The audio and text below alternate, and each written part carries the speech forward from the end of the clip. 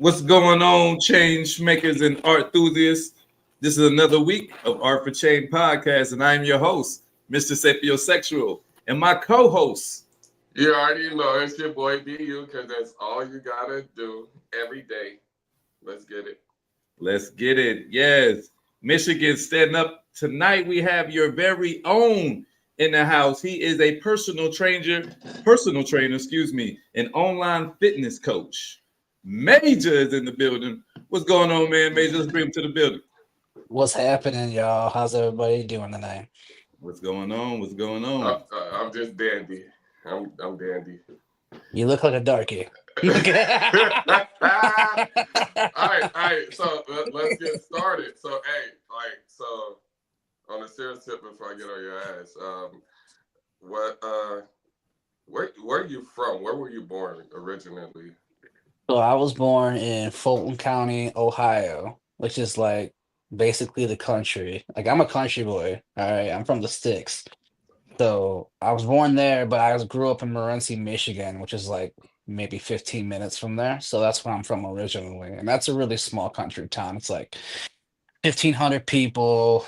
You got like two stoplights, maybe four bars, two gas stations. That's about, and then one grocery store. Well, it had two grocery stores. Now it's got one grocery store, but that's pretty much where I'm from.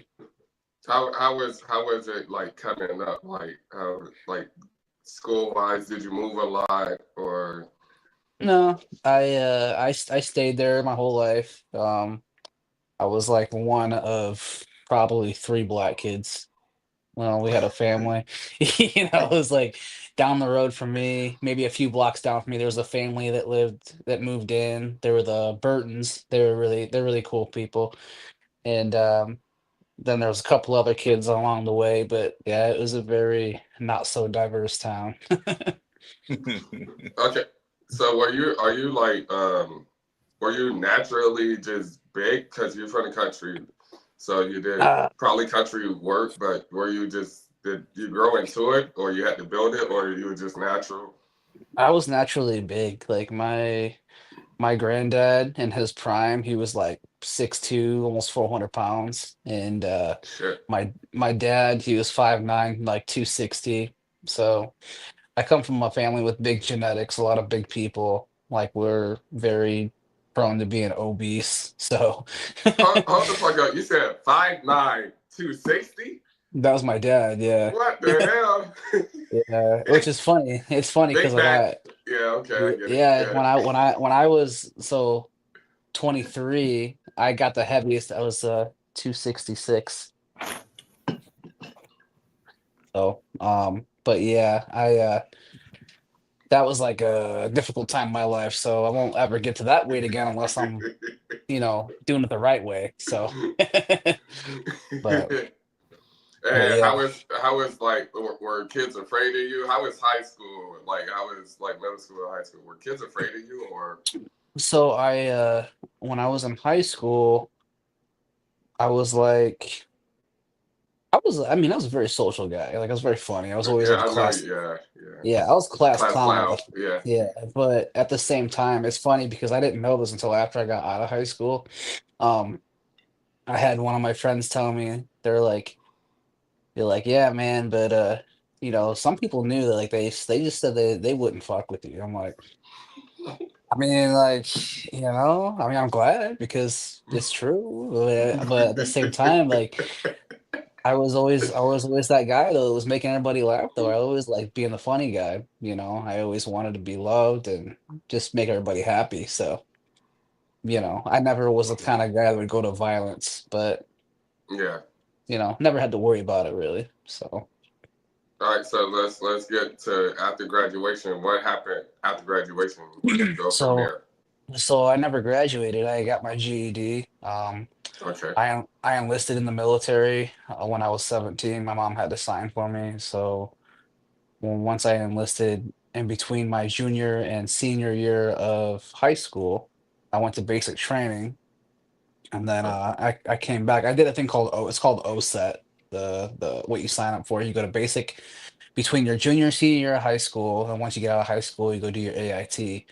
So at the time, like I never was a great student. I didn't really do great in high school. I was the kind of student that was like, this shit's stupid. I don't know why we're doing it. But like, it's like I was that kind of kid. That was my mentality.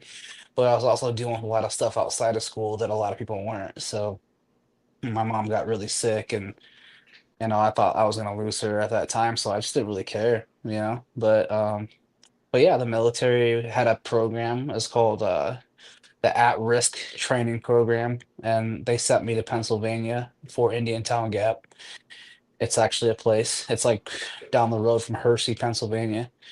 Mm. And they sent me there for 2 weeks. I got 2 weeks of active duty pay to take my GED test, and I passed that. So that was what graduation for me was like. I mean, I don't know when I got back. My mom, my grandma, they threw me like an open house type thing. It's like graduation slash going to AIT slash I don't know, but it was kind of a branch celebration. But that's how that all panned out. And then, so what branch did you join? I joined the army. Mm. So my dad did 20 plus years in the army. He went to Vietnam twice. Oh shit. Yeah, he was a he was a drill sergeant. He trained people, and I saw his medals, only like a small portion of them. I saw like two Purple Hearts, like so he was wounded a couple times.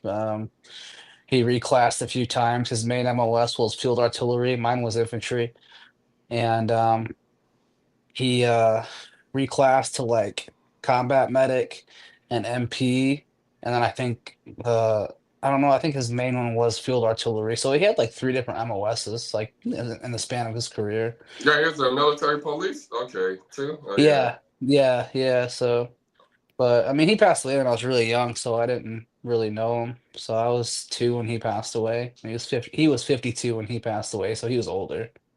But Hold up. So you was hold up. You was 2, and he was 52. uh, You said you was 2, and he was 52 when he passed away, and you was 2 years yeah, old. I was Yeah. 2. Yeah, so he had me when he was 50. God damn. All right, I see where that's going. All right, Yeah. so all right. So after that, what did you do after the military? Or is there any like big events that happened during your time in the military? Not really. I mean, it was like I really wish I would have waited a little bit longer to join. I mean, I had the right attitude, but like I don't think my mindset was really like calloused enough for a lot of like the long term of it. Like I wanted to get in mainly because I wanted to serve, and also because my dad served, because my whole family, like I got like a whole family tree of military people. So my brother's in the Navy, my sister, she's still in. She got in when I wasn't like 13. She's the same rank as our dad was when he retired. Um, my aunt was in the Navy, my uncle was in the Army, my grandfather was in the Army, my other grandfather was in the Marine Corps, like a lot of family in the military. So um no big events really happened. Like I said, I just wish that I would have waited a little bit longer. Like I would have like to like 25, 26. That would have been perfect time for me to join, because mentally I definitely would have done more than I did. I So agree with that because we had our talk. I did the same thing. I felt like I was forced. I was rushed into it yeah. because that's where I had to go to take care of me. hmm That's how I felt. So I'm like, yeah, okay. So after the military, what was your next step? Well, after the military, I kind of drifted for a while. Like it was just like I went back to Morenci, and I really didn't want to be there. And I kind of just lost my sense of purpose in life, didn't really know what I wanted to do. And so I lived in Ohio for probably like a year. My mom was dating a guy at the time. It was like Bryan, Ohio. And yeah, I stayed there for about a year, got like a factory job. And then I was like Aero True Line in Archbold, Ohio. Worked there for a little bit, and then I kind of was temp there, or whatever. So so I was down there for a while. Once a year was up, went back to Morenci, and then my brother he went to Ferris State University in Big Rapids, Michigan, which right now he's a professor there. Um, he invited me to go up there and start over, so I said sure. And it's like an hour north of Grand Rapids, so I moved up there and started my life over there. And I was like 20, 21. I just turned, yeah, I was like 21, going on 22, somewhere around there, and started out at the Gate. It's called the Gate. It's a sports bar. Yeah, and I started out bouncing. I was a bouncer there for about a year. Yeah, you look like a bouncer. Yeah. And then I went into after a year there bouncing, I went to this other place called Star Shooters. That was another bar, and it's a popular college bar. So I bounced there for a year as well. So beginning like shortly after the military, I was pretty lost for a while, and really trying to just figure out where I fit, what I'm capable of doing, what I can do. And the whole time of doing this, like the whole time of figuring out, like in the background, I was like going to the gym, like working out, stuff like that. So as long as I was going to the gym, my mind was pretty much solid. But um like I dealt with a lot of inconsistency in my life. So but I changed that recently. All right. So But after bouncing, what's that? what like after doing the bouncing and stuff, Yep. actually did bouncing pay good or? Not really, but I mean, it was like certain things you did. Like if you caught fake IDs, you got an extra tip for that, so that was good. So I catch like fake IDs. I mean, the easy ones were like Ohio and Arizona. Like I don't know why, but those were like the easiest ones because you could tell like the background picture, like the background of a picture, it doesn't blend in with the person. It's like, and then the person you're asking questions about it, you're like, so why does it look like this? And they're like getting all nervous. It's like, can we talk about this, my ID? It's like whatever. It's like, yeah, this is fucking fake. So,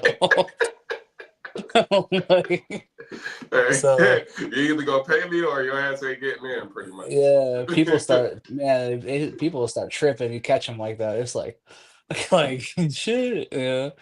But I don't know, man. It's like St. Patrick's Day. That was like the busiest day because we'd open up at like 7 in the morning, Mm. and kids are already coming in, dude, getting tanked. I threw this one guy out 3 times in one I day. was I about to don't ask you, know. did you ever toss a nigga? So Yeah, I threw this guy out like 3 times in one day. That was St. Patrick's Day. And I swear to God, I was like, why does this guy keep trying to come in? Like he's like freaking blitz, dude. And yeah, I remember him walking in with these guys. Like I knew who they were because it was there were fraternities and stuff I was friends with. It was the Pike House, and those guys are cool. I was friends with them. And this guy, he was with the Pikes, but man, I already threw him out for the day. He couldn't come back. So like the second time he comes in, and I'm like, man, dude, I already threw you out today. And he's like, oh, come on, man. I'm no, dude, I already threw you out. So he leaves. And then his buddies come back, and he's in the back of them, like, "Hey, what's up, Major? How's it going? Yeah, what's up, man? What's up?" He sees me, he's like, "Hey, how's it going? What's up, man?" It's like, I'm like, dude, you gotta go. Like, shit, man. Kind of pull a fast one on me. But I dealt with stuff like that. But I mean, I didn't always have to like get physical with people because people respected me. yeah, And I always treated people like people. I never looked at them like they were below anything. I always saw people eye level. So, you damn. know, Treat people like I gotta write that down. Treat people yeah, like people. yeah. It's like, just because you're in a position of power doesn't mean you should sit there and say, well, I'm better than you and I'm gonna abuse my authority. Like, like too many people do that already. So, That's what me and Mister had that talk before. Like, cause like just cause I'm in charge at work, but I treat mhm. y'all like regular people. Like you can talk shit to me, I talk shit to you. We have fun long as the Yeah, job gets done. You know how that goes. All right, yeah, so yeah. after you got done with bouncing, but what was next? Oh, it kind of like ended up getting into like factory work, stuff like that. So the economy in Michigan, let me tell you, is complete shit. So factory work was pretty much all I could really find for what I knew. And I was making like 320 some dollars a week at a damn Damn. factory. Yeah, it was bad. It was pretty damn bad. So Damn. yeah, the economy is no joke. In Michigan, it's bad. It's very bad. Like a house, I think a good house is probably like 180,000. That'd be considered expensive in Michigan to me. So, but 180,000 anywhere else is like, yeah, okay. Um, anyways, so it was factory jobs for a while, and then shortly after I turned 25, I came back from Grand Rapids. I think I went to a party or something like that, and I was like hungover. It was after a Saturday night, and I went to a McDonald's, stopped there to get something to eat. Saw a guy there in a suit. He had his kid with him, and his name is Brad Luban. So I ended up meeting this guy, and he gave me his business card. And he owns an excavating company. So it turns out Brad, he's this churchgoer. He's a Lutheran churchgoer, and cusses like a sailor when he gets really mad. And then he's like, "Ah, I shouldn't have said that. I'll have to ask God for forgiveness later." He's one of those guys, and he was a great. Yeah, he was. He would cuss, dude. He'd cuss up a storm, and then he'd be like, "Ah, I better ask God for forgiveness later for that one." So that he was cool, man. He took me into his family, and he could tell because this was after it was like when I was 26. I think I was 26. Yeah, I got a DUI when I was 26, and actually this was shortly after that actually that I met him, and my license I was having issues with my license and stuff like that, so it was really difficult. And but yeah, I met Bradley Bond. He owns an excavating company. He's got like all this heavy equipment. He's got everything. Taught me everything I needed to know, like with operating heavy equipment from like Bobcat to excavator, tractor, bulldozer, all kinds of stuff. Law, all that. Okay. Yeah, like forklift, everything. Like I know how to operate all that stuff because he taught me how to do that stuff. So I learned how to do that, and that pretty much branched from there, like doing heavy equipment operating. And so I did that for a while with him, a few years, and then that was quite the experience with him. I mean, I was really grateful for him bringing me into his family like that. It was really, really Yeah. awesome of him. So, and he and race doesn't matter, but yes, he was a white man. Okay, like He so. wasn't. He wasn't one of us. No, he wasn't. He was definitely like the whitest of the white because he would ask me certain questions. He'd be like, "Major, can I ask you something?" I'm like, "Yeah." He's like, "Don't take this out of context." I'm like, "All right, where does this go?" He's like, "Why is it you guys call each other the N-word? I don't understand that." What do you mean, you guys? First of all. Second of all, because we niggas. Yeah.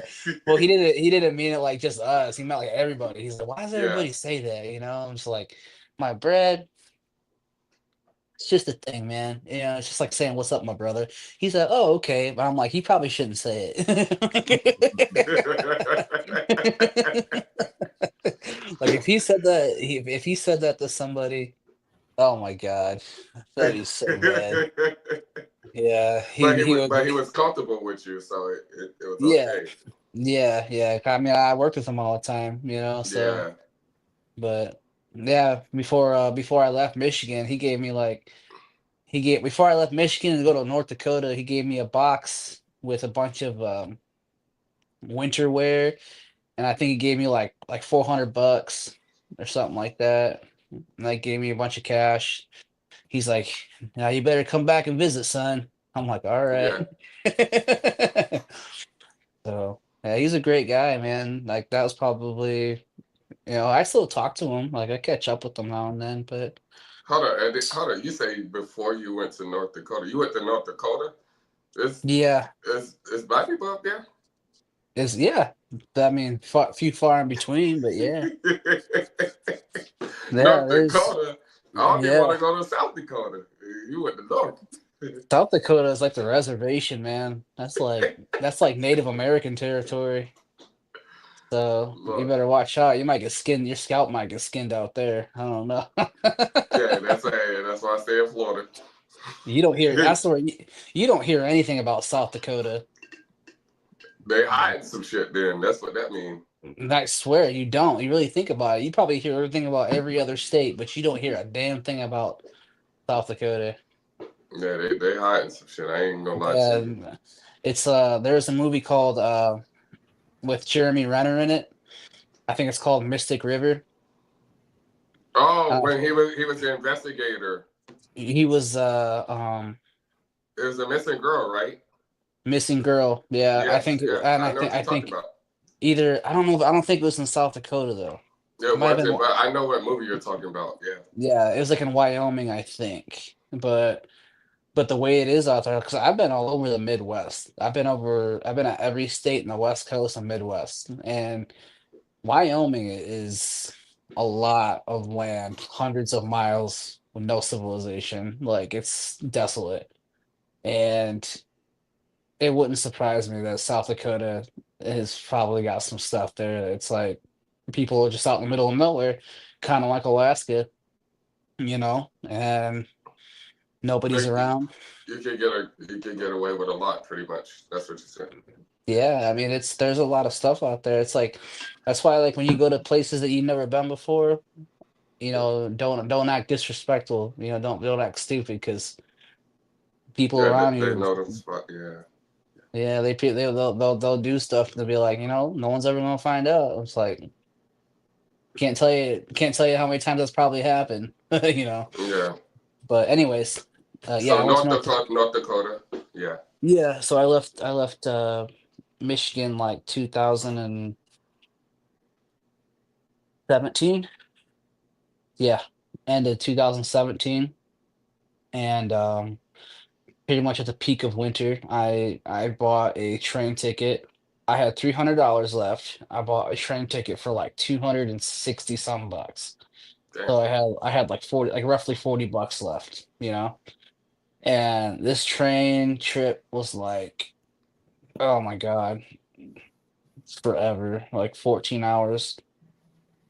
I think it was like 18 hours, honestly, because it was like, man, it was going and it stopped, going. It's because we hit all the stations on the way there, hitting stops.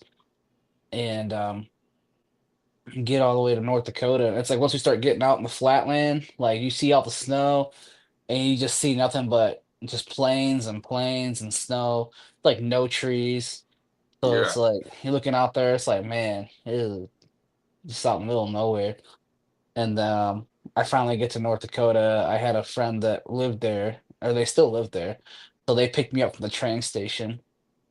And yeah, I ended up staying with them until I got my first job.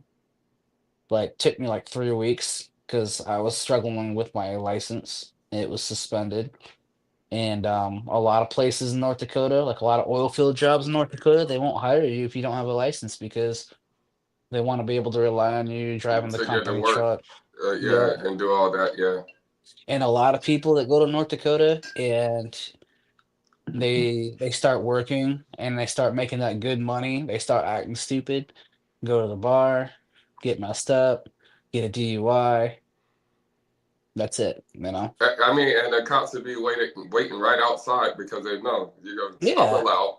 and they Let me know. let me grab this nigga. Yeah. They know, yeah, they know. Everybody works in the oil field, they're all making good money, so they're all like, yeah, they'll make their Mm. bond, whatever. But yeah, that's how it was. So anyways, um, took me 3 weeks.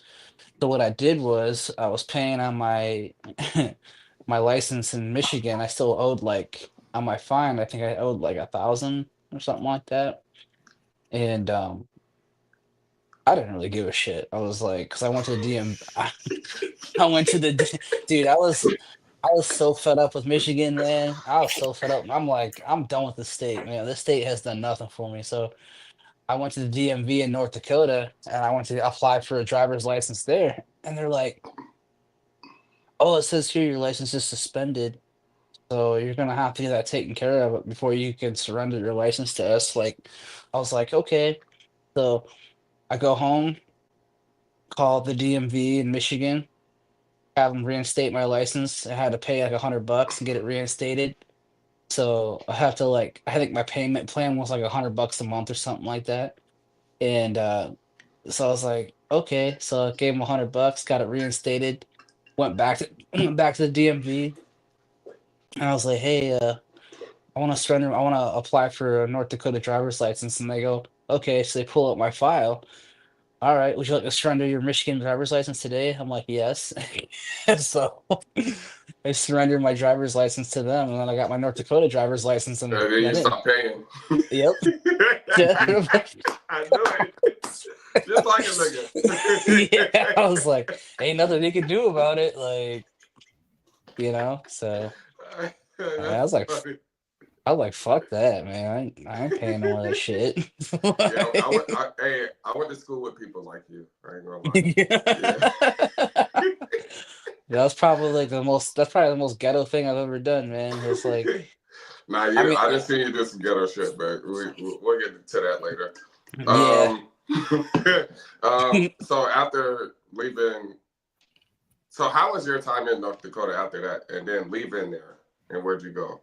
It was cold, man. That's what I'm saying. I was like, I ain't know there was niggas there. You know what I Yeah, mean? well, there Blink was okay, twice. so there's honestly I liked it there. I thought it was cool because I was doing well casing on these big drilling rigs and stuff like that, and Mm-hmm. we were pretty much third party workers on the job site, so we were tripping and casing and stuff like that. And Okay. these jobs were like 20 hours at the least, like 20 hours and more.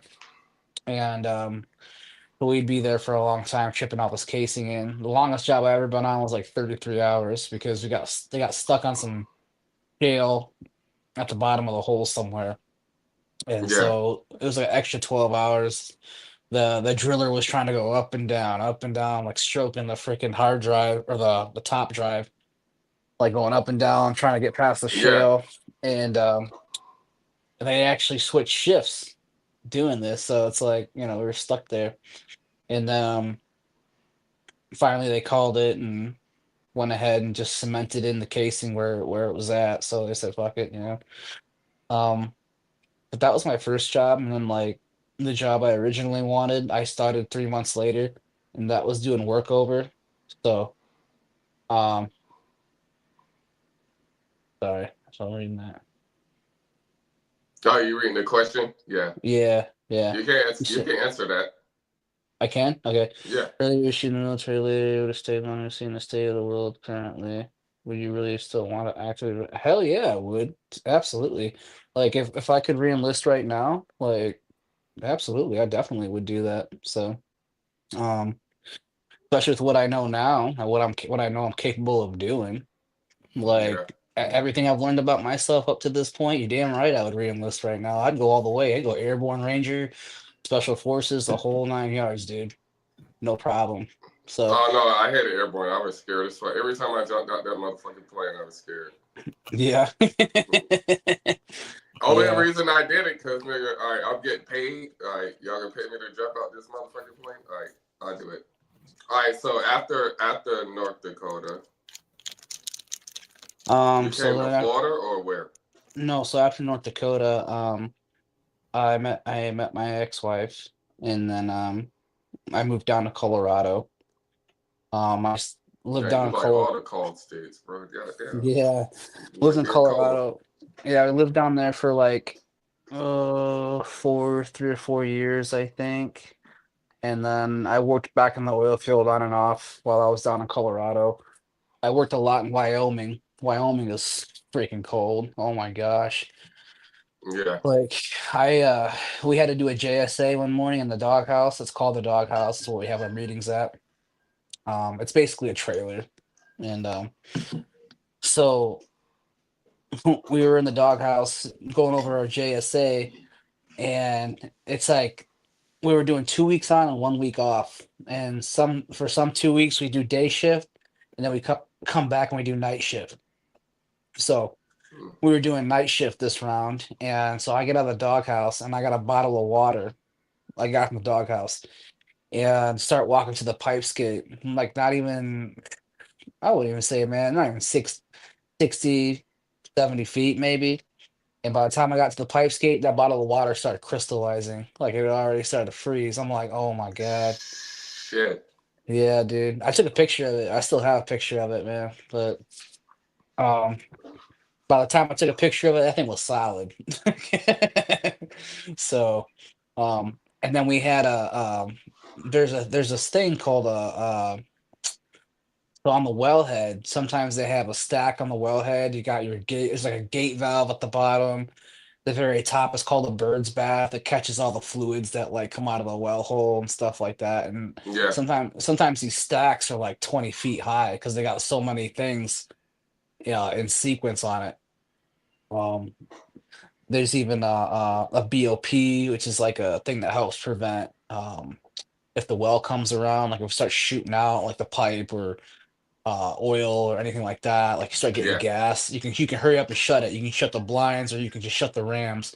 You shut the rams when it's when it's like oil's coming up around the pipe and stuff. If the pipe's not moving, you shut the rams. But if everything's coming up, you shut the blinds, and the blinds will just freaking snip the pipe in half pretty much and like close the whole damn thing.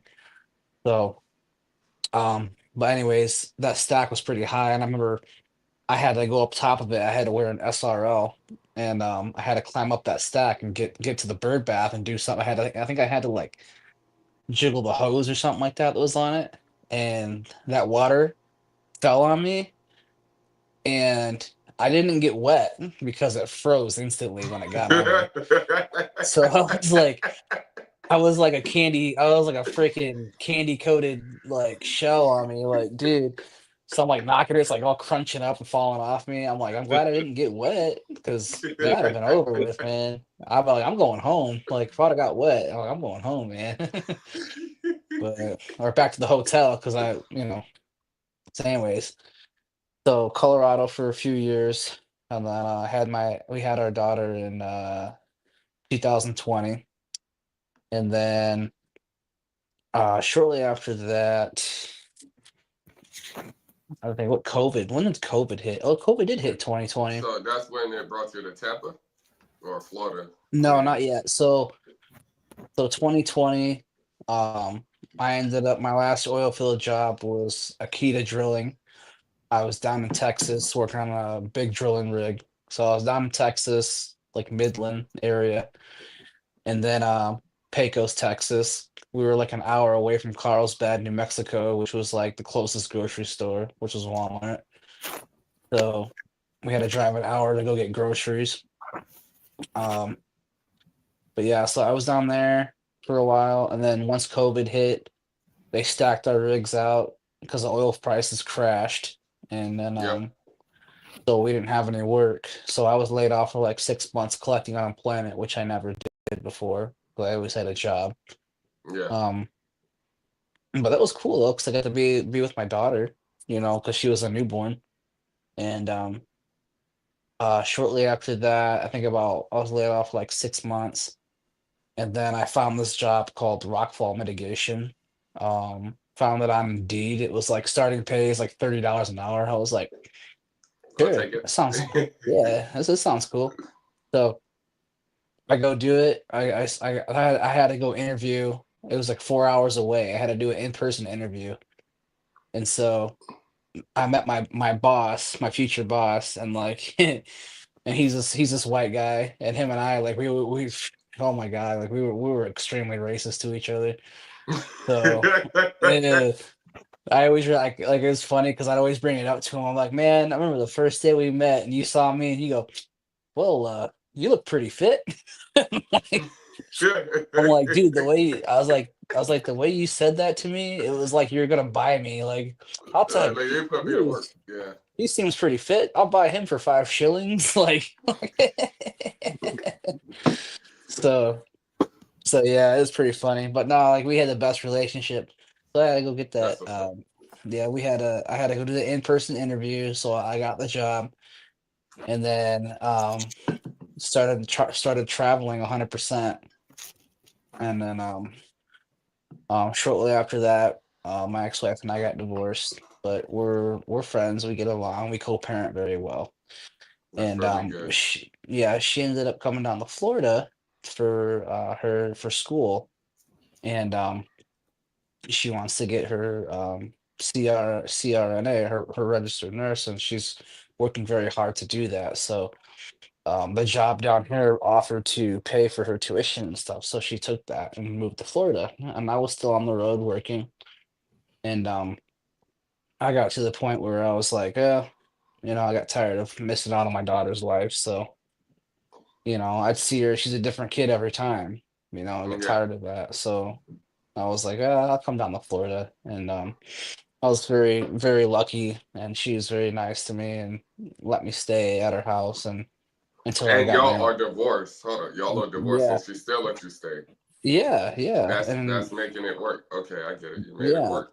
I get it. yeah, yeah. It was very awesome. I'm very fortunate, very blessed for that, Okay. And so she let me stay here until I got my own place.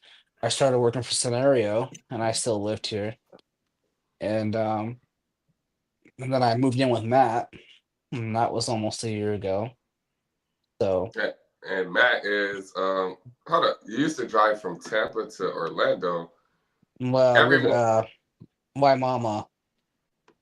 But You remember Dan, Safety Dan? yeah. Yeah, he lived 10 minutes from where I was lived at. And you took that route every day in a what you got a 3500 truck. Yeah, Like I had a 3500 Laramie so Longhorn. that gas running you Oh just my to get God. to work. I don't even want to talk about it. Like I don't like I love that truck so much, but at the same time, like fuck man. That was my dream truck. I got my dream truck when I was in Oklahoma. My last job was in Oklahoma, and I got that truck. I was like, yeah, because like I didn't know I was gonna be done with that job. After that job, I didn't know I was gonna be done, really. Mm. So I was planning on getting a fifth wheel camper, but never did. All But I right, had a so right. that's just the intro. So Mhm. what in like during all this time where you were working out still, or like what inspired you like to become a personal trainer, like do all that stuff? Well, when I started out, I was like 13 years old. I started out powerlifting Okay, because I was really big for my age. I was like, when I was 13, I was like 185. So, goddamn. yeah, when I was 12, I was 165. So, I don't know. When I was in fifth grade, I was 165. So when I went to middle school, I jumped up like 20 pounds. Um, well, the high school football coach slash powerlifting coach saw me and like a couple other kids that were like pretty big, and he's like, hey, you guys are pretty big. He's like, I want you guys to come try something. If you don't like it, you don't have to do it. But if you like it, you can keep doing it. I was like, okay. His name was Dan Hoffman. He's the Morenci High School football coach and powerlifting coach. So um, we go to the middle school gym weight room, and so we start lifting weights. And I was like, yeah, this is pretty cool. I like this. And I already liked that stuff before I even started up doing that in that gym. Like we had weights at the house, and I liked messing around with the weights there, but I never really had anything super serious. But once he showed us that, I was like, yeah, this is awesome. I like this. Yeah, So I started powerlifting that year. And like, I think at my first meet, I got fourth place. And then after that, it just took off. Like, started powerlifting throughout the whole rest of middle school. I think one year, the next year, I took like third, second, maybe one first at meets, and then Yeah, my eighth grade year, I took first all year, the whole year, and I qualified for state. I think yeah. I can't remember how that worked. I think I qualified for state my freshman year, and okay, I went to state my freshman and sophomore year of high school, and my first state meet I did, I placed like 13th out of 27 people, and the top 10 got medals. And then my sophomore year, I placed fifth out of 36 people. So I did a lot better than next year. And Oh then, shit. Okay. yeah, and then shortly after that, my mom got sick. So I kind of like fell off a lot of stuff, like I was saying Yeah. earlier. So, but I kind of let go of powerlifting shortly after my sophomore year. But working out like always stuck with me. So I always liked going to the gym. Um, it's Did it always keep kept you like your mind off certain shit? It kept you busy, like Yeah, fucking it was always consistent in my life. Like it was always there, consistency. I love that word. you know? Yeah, it was always there. No matter what I was going through in life, it was just always there. There's always a gym to go to. There's always weights to lift. So, and 200 pounds on a bar is always going to be 200 pounds. It never changes. So, you know, Damn, so, I like that. Hey, Mister, you got it. You got it for that. mhm. So, but I mean, yeah, that's been a big part of my life. And it actually like saved my life too at one point because it was like there's been times where I'd get really low, like mentally, Yeah. and I'd have to reevaluate like why am I feeling like this? Like why am I. It's like I kind of run a mental checklist. It's like, well, have you been going to the gym regularly? No. Okay, there's your problem. Like so so that's Have you always been the eating? Yeah. Have you yeah. been eating properly? Yeah. No, I run like a mental checklist. Am I training properly? Am I eating properly? Am I getting enough water? Am I getting enough sleep? If any of those are out of balance, then that's more than likely the answer, you know? All right. So Before I hand it over to Mister, with sleeping, do you ever have anxiety? Like I I have like toss and turn? Because I used to go through that, and it's like and I was worried about shit that I know got done. mhm. But it's like, why the fuck am I thinking about it? And I toss and turn like like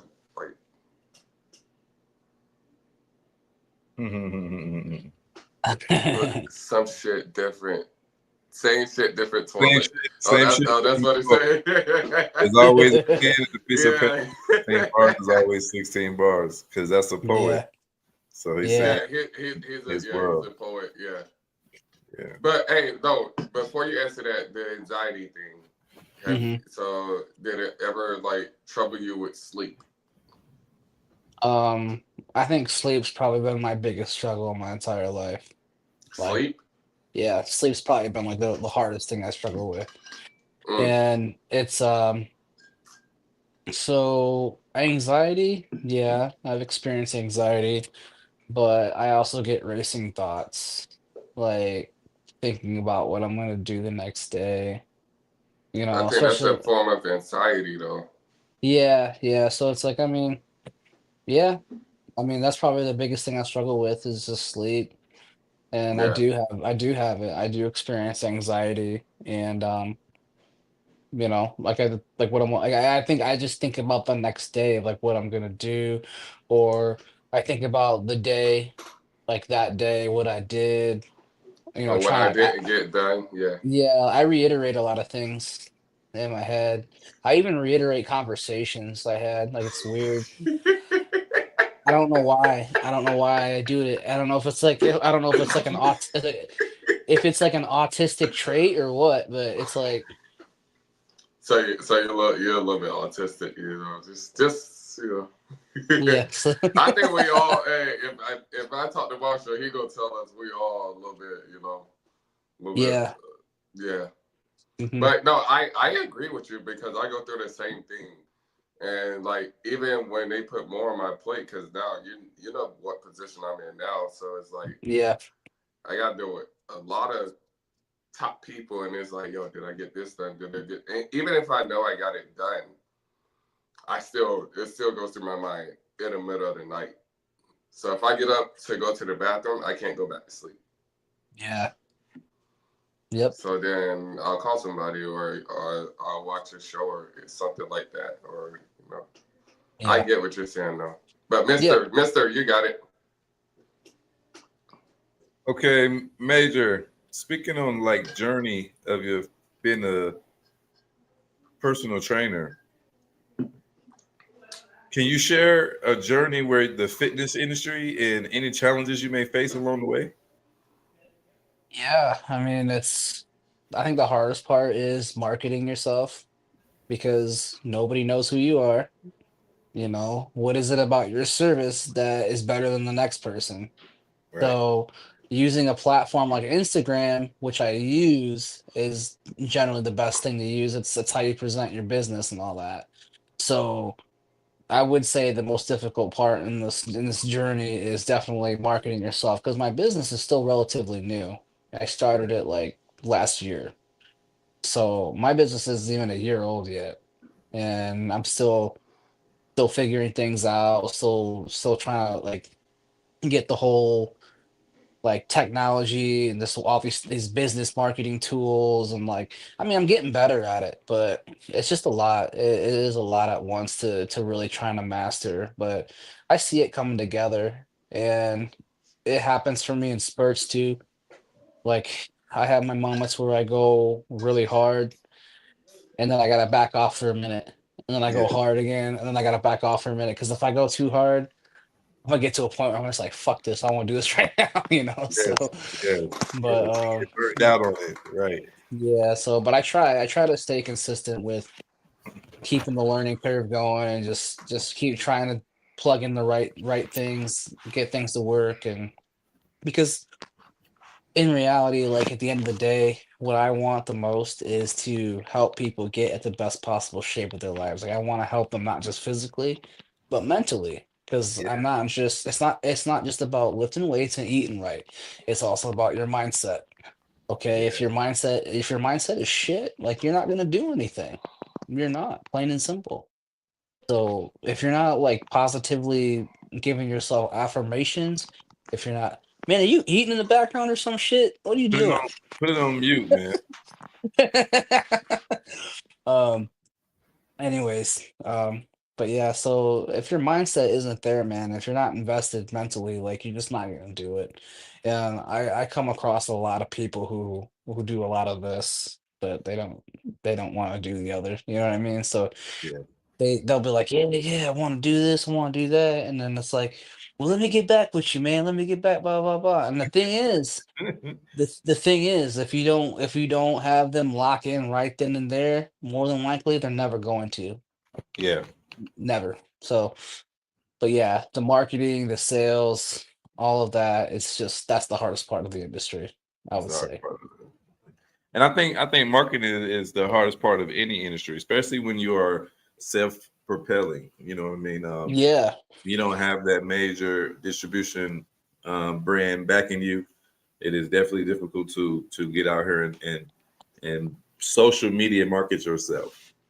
yeah, The younger generation are so much better at it than us older people. You know, yeah, they yeah. grew. It's crazy because, oh, go ahead, man. Sorry. No, no, no, no, no. Go ahead, go ahead, go ahead.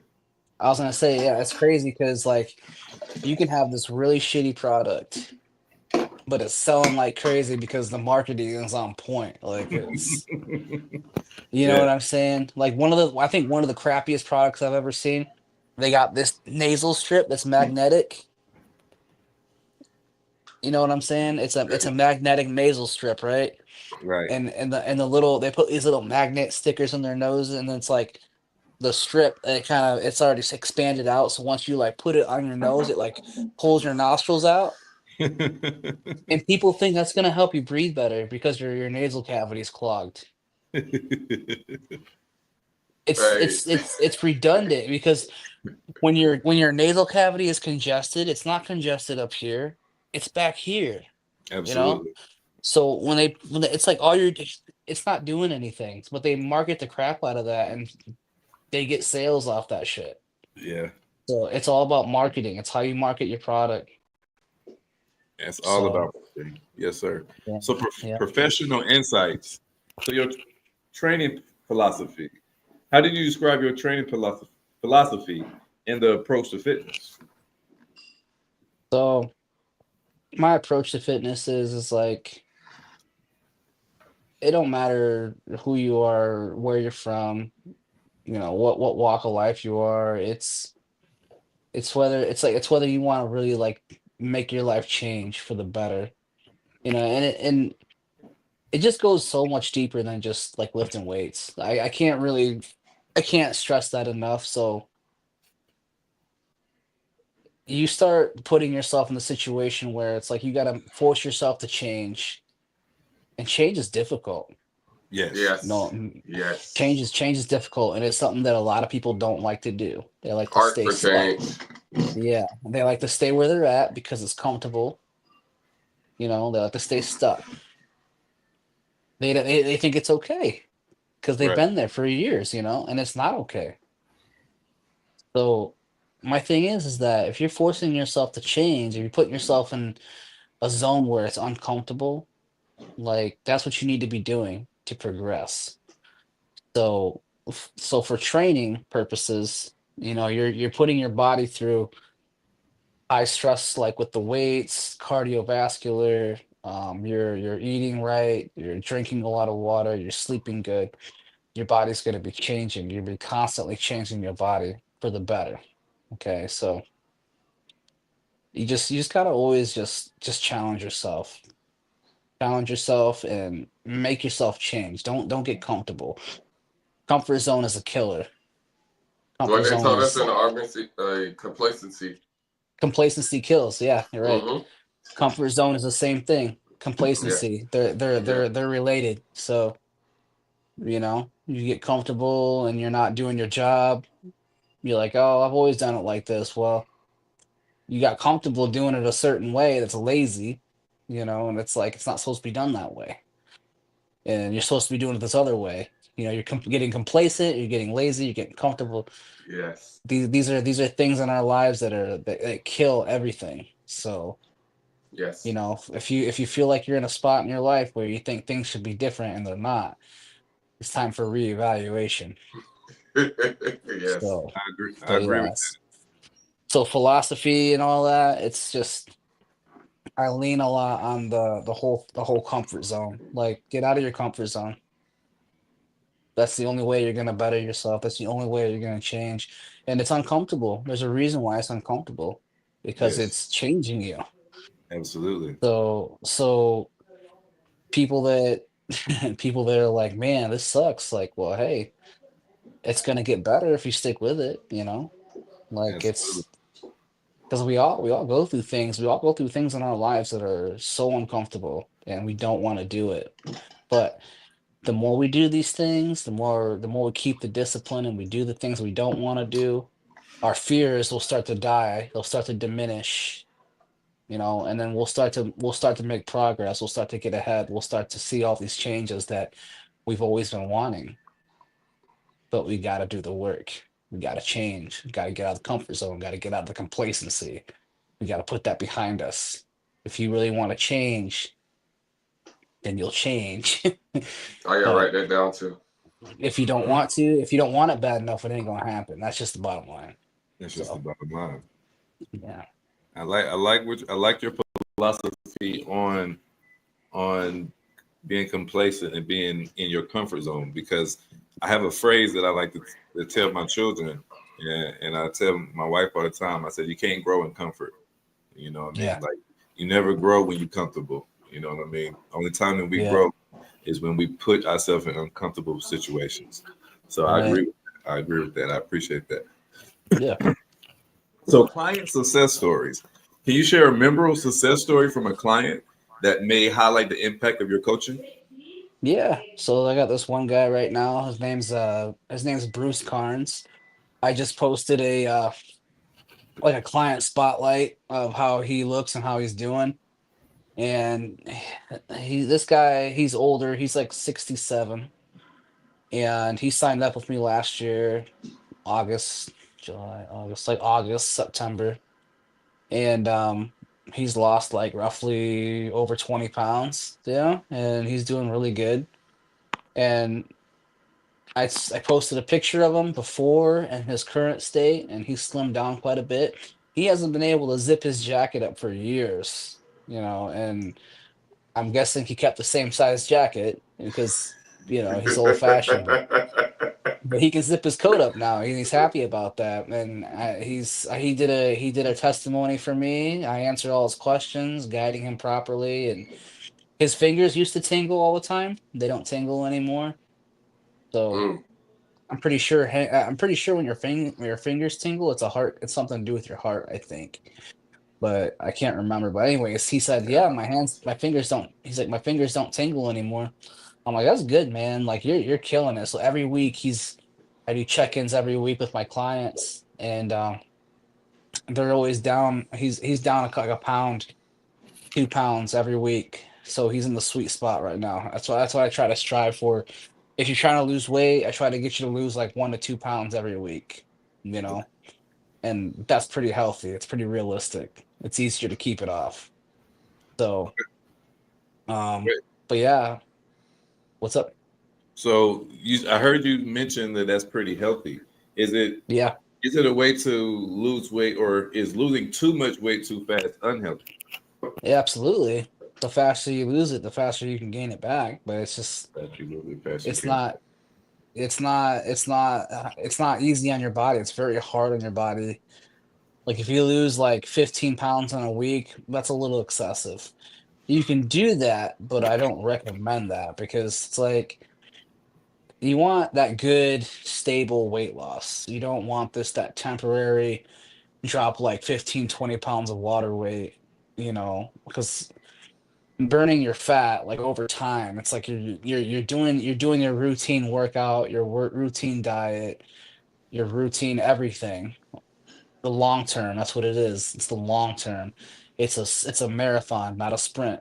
Okay. Yes, So, yes, so it takes time to get your physique to where you want it. Now, everybody's different. Genetics. Everybody's got genetics, right? We're all made up of different DNA and all these things. So the things I do may not benefit you at all, So right, it's why it's like putting in a combination to a safe. We got to figure out what your numbers are. And we always I always basically map it out with your macros, your macronutritions. Like you hit your macros every day and you stay consistent hitting your macros every day, your weight loss is inevitable. right. If you do everything you're supposed to do, you will lose weight. So Yeah. so sustainable weight loss is 1 to 2 pounds a week, maybe three. But every time I have somebody start out with me, they usually lose their most weight the first couple weeks. Like I had another guy just start with me recently. He lost like 5 pounds his first week. Mm, Like his weight dropped pretty quick, but it's expected. Like when you first start doing a routine workout and eating and all these things, like your body's like, holy shit, what's going on? And it's like you're giving your body what it needs, and you're training and you're sleeping and you're drinking your water and you're taking your vitamins and you're giving your body all this care that it's been craving and you've been neglecting it. So it's like your body's gonna start listening to that. It's gonna start responding to that by getting in shape. So you're gonna start losing your body fat. yeah. So but there's different ways. Like I get people who want to lose body fat, and then the big one is I want to gain muscle. Okay, well we lose body fat, we gain muscle at the same time. We can do that. And I mean the bigger people, I like bigger people because I was a bigger person. Right. Um I generally know what they need because I know what my body responded to. So um it's crazy because it's like people that I'm mostly relatable to because I was always overweight. I was always the fat kid, and it's like seeing somebody in my age. It's like the fat dad or the fat guy, whatever. It's like I know exactly what they need. It's all they need to do is lift weights. They need to lift heavy ass weights, and they need to eat right, and they need to drink their water, and they need to sleep. That's all they need to do. It's that simple. It really is that freaking simple. So. Um, anyways, um, but yeah, I would say sustainable weight loss, 1 to 2 pounds a week. That is generally what you want to aim for. It's okay if you get like 3, 4 in a week here and there, but I wouldn't try to be losing like 10, 15 pounds, 20 pounds in 1 week. It's just not realistic. It's not going to stay off you. You know, it's because whatever it is you did to get it off of you, are you really going to maintain that for the rest of your life? Like that lifestyle? You know, let's be realistic. Yeah, Yes. You know, that's the real shit. Yeah, I like that. Yeah. yeah. Like, are you gonna like? So, how did you lose that 20 pounds in 1 week? Well, I fasted. All I drank was freaking lemon water with maple syrup, and I did it the whole week, and then at the end of the week, I had a regular breakfast, and that's like, well, that's great. So you're gonna do that the rest of your life, you know? Consistency. That sounds miserable as shit. Like, hold on Absolutely. a second. Absolutely. Yes, baby girl.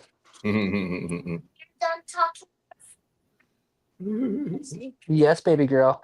You can play music now if you want to. Just leave the door closed. Okay, baby. And my daughter likes to play Yeah, Alexa. yeah. We got great fathers on this podcast as well. So My daughter, like I said, it's her birthday today. She just turned 5, so that's what's she's up. I'm glad, like you spending your time with us. You did it with her too. I appreciate you doing that. yeah, That's yeah, dope. man. Yeah, it's I go where I'm needed. Okay. All right, Mister. uh, Love that. I love that. So fitness yeah. and wellness. Speaking on wellness, how do you integrate mental health and wellness into your fitness coaching? So mental health, man, that's a big one because I'm one of me, especially of all people. Like I deal with depression. My depression, it's like the way I look at it is depression's never cured. It can always come back. It's so crazy because it's definitely something that I've fought with for my entire life. So when you're well, like when you're taking care of yourself, and like I said earlier, you're going to the gym and you're eating right and you're sleeping good, less likely depression's gonna creep in on you. Like the only time that you should be getting depressed is when maybe you missed a meal, but it's not that intense, It's not like you're like, oh my God, my life's over. No, you kind of like feel like, oh man, I missed my meal or I missed this exercise or whatever. It's really not that intense. But if you're not training at all, you're not eating good at all, that depression really does set in with what's going on in your life. Yeah. So so when you're taking care of yourself physically, like mentally, it's gonna automatically come. Like when you're physically active and you're staying getting that regular sunlight and you're outdoors, you're doing activities, like you're making yourself do these things, like it's gonna make you mentally well, like it's gonna help you. And it's crazy how people don't know that. People like have all these problems in their lives are like, man, my life's shit. Like I don't understand why I feel this way or why I'm dealing with this. And it's like they don't take care of themselves. They neglect themselves. That's the first Yeah, thing. Especially that and alcohol. It's like alcohol's a really big thing. I struggled with alcohol for a long time, yeah, and I'm glad I finally got that under control. Like I don't even like look at alcohol like a leisure thing to do anymore. Right. So it's like maybe something I'll do on a special occasion, but nowhere near what I used to do it. And the thing about alcohol is it's just a filler. It suppresses, it doesn't cure anything. And yeah, once it wears off, your problems are already back. Like they're already there in full swing. And it's like shit. Like I'm still dealing with this right now. Like, oh my God. yeah. So they're still there. Okay, yeah. Yeah. Mm-hmm. Yeah. So the more you take care of yourself physically, and like I said, the rest will come with it. But like I coach people with the wellness, with their fit, with their body. Like mindset is everything. I always teach mindset because I get a lot of people that'll say they'll give me the ifs and the I hopes, and I don't do that. Like I don't say what if, I don't say if, I don't say I hope, I don't do any of those things. I say when, like when it happens, like that's how I speak because a lot of people don't know this, but your words are powerful. Like you speak what you Yes. speak. Like the universe is listening. Absolutely. Yeah. It's So when you speak things, yeah, so if you speak doubt into the universe is going to deliver you doubt, Yeah. but Yeah, if you speak, that's what's up. yeah, so if you speak positive about yourself and about your situation, like I will get out of this, I will Mm-hmm. make it through this, like, and even when it seems like it's impossible, but if you tell yourself that you will, the universe will be like, will respond with, yeah, you will. It'll happen. It may not happen now, it may not happen tomorrow or next week or next year, but it'll happen. Can't rush It's just, greatness. yeah, you can't. So Can't even rush I, greatness. even to this day, with the knowledge that I have about life and myself, I still struggle with certain things, and I'm just like, I tell myself, it's like, I know it will happen. It will happen. It's taking time. And it's like, we want these things right now, but the thing is, it's like Rome wasn't built in a day. We ain't getting it right now. It's gonna Yeah. take it's gonna take time. So yeah, like um the mind is just it's far more powerful than a lot of people are led to believe. A lot of people are caught up in the whole being brainwashed and not thinking for themselves. A lot of people don't want to think for themselves.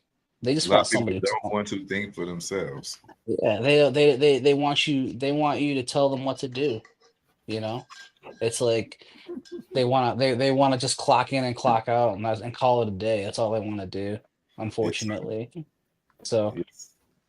but then You you got, get people like, what's that?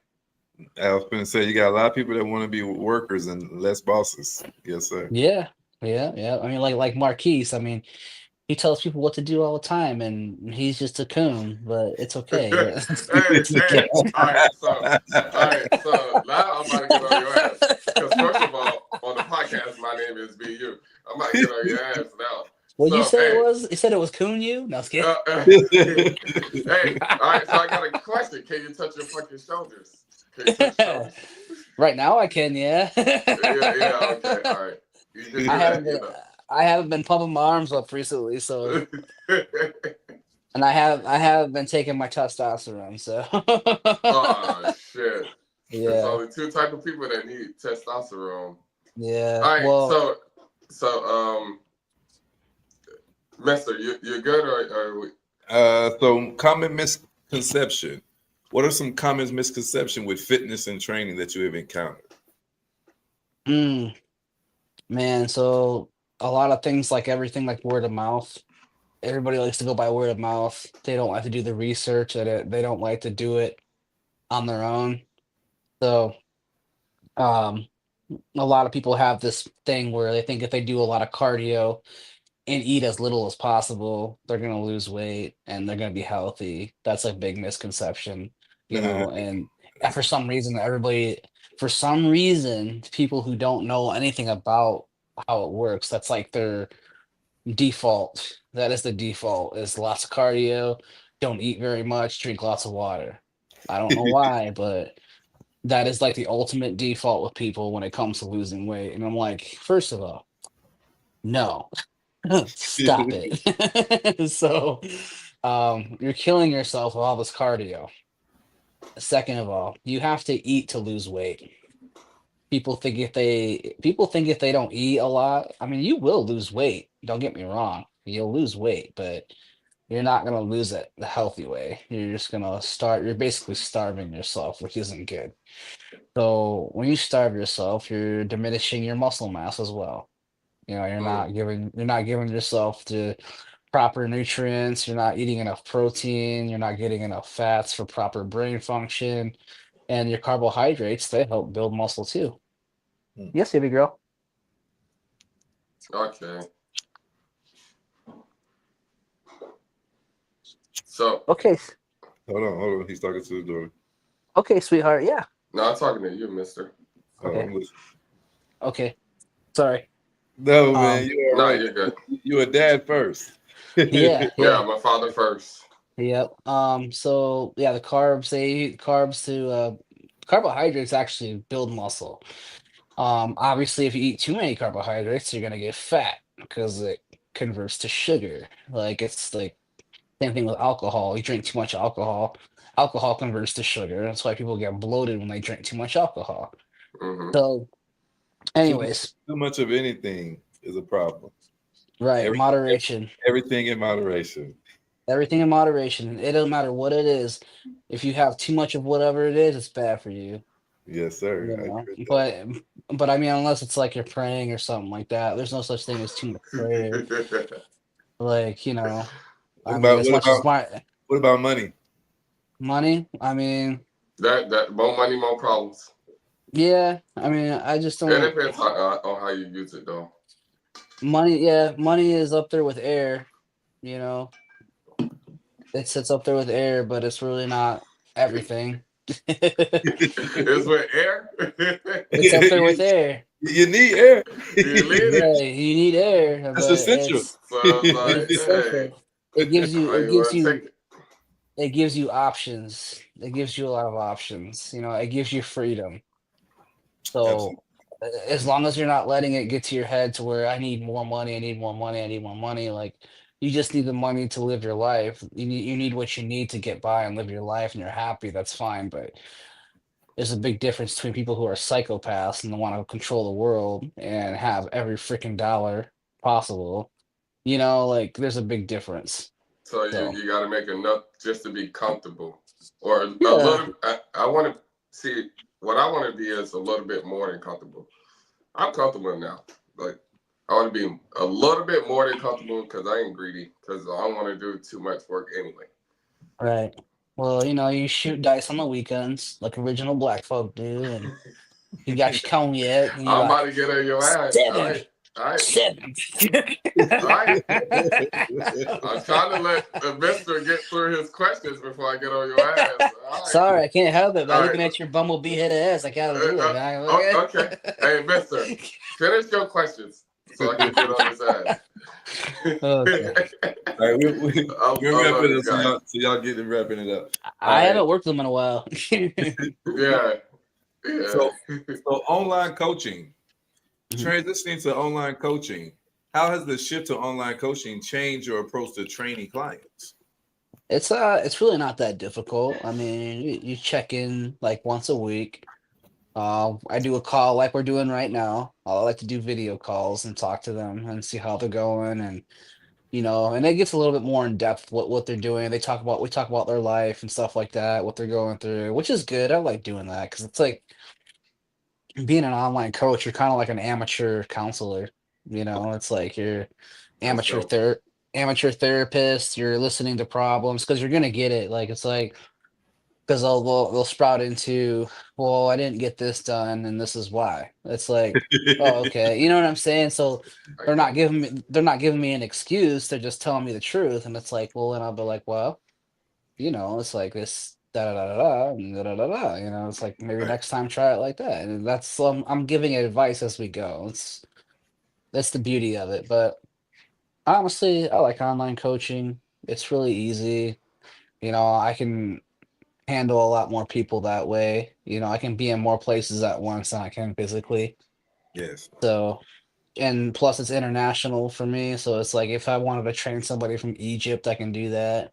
that's awesome. So it's That's perfect. dope. That's That's dope. awesome. Yeah. That's awesome. Yeah, yeah. So So it's like online coaching is pretty awesome. It's freeing. how do they get in touch with you? How would someone get in touch with Major if they wanted your service? Well, my Instagram, which is wildman.fit, that's one way you can get a hold of me. That's like my primary baseline for my business. You can contact me through there. I have a Facebook as well, Major Graham. I'm very, very approachable, very reachable. So if you DM me, and I mean, we can get something set up and figure out what you want to do. So if anybody else is watching this on this podcast right now, yeah, Matt definitely had reach it. out.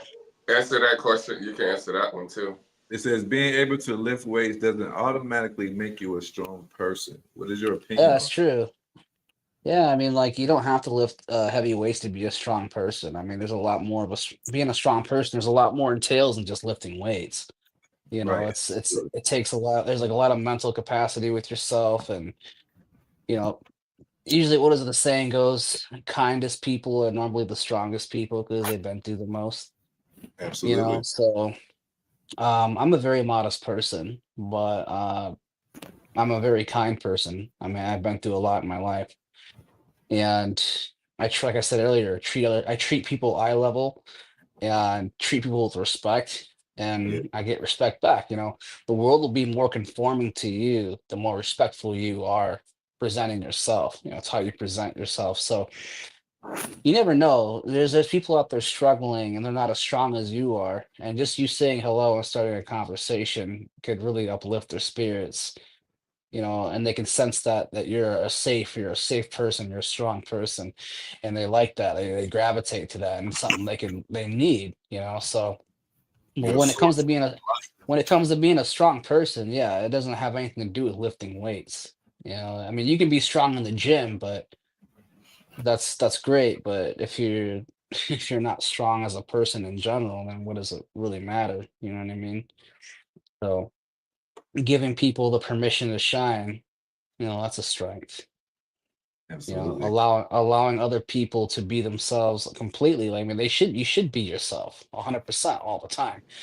But some Be you. people, yeah, some people are scared. They're afraid to like just be themselves 100%. They're afraid to shine that light. But then you got people like us and whatnot. Like I always encourage people to just be like, just be yourself, man. Just do what you want to do with your life. Be happy. You're the only That's it. person. This is the only life you get. Right. Make it count, man. It's like we're only here for like 70 years.